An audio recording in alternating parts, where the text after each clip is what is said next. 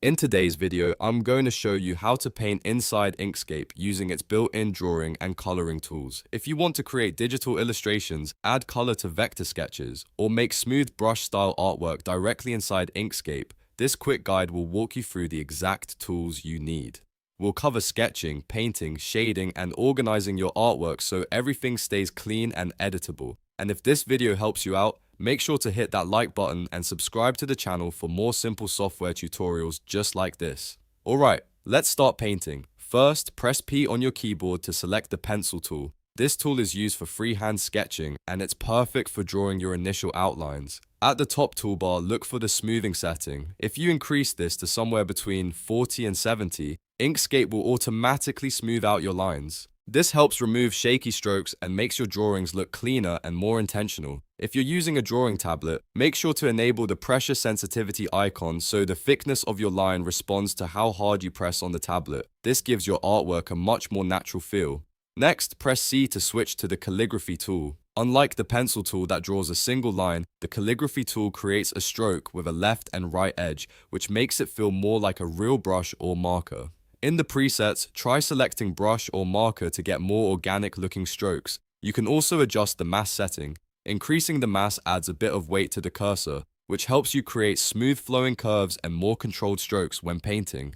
Now, let's start adding color. Press U to activate the Paint Bucket tool. This tool fills enclosed areas instantly, which makes coloring much faster than manually drawing shapes. Before you click to fill an area, increase the grow or shrink value in the tool settings. This allows the color fill to expand slightly underneath your outlines so you don't get small white gaps between your lines and the fill color. This simple setting makes your artwork look much cleaner. For shading and depth, open the fill and stroke panel by pressing Ctrl plus Shift plus F. Here you can select your colored shapes and adjust properties like opacity or even apply a slight blur.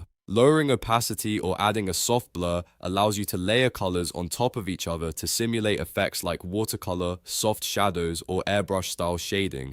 Managing your workspace is also very important when painting.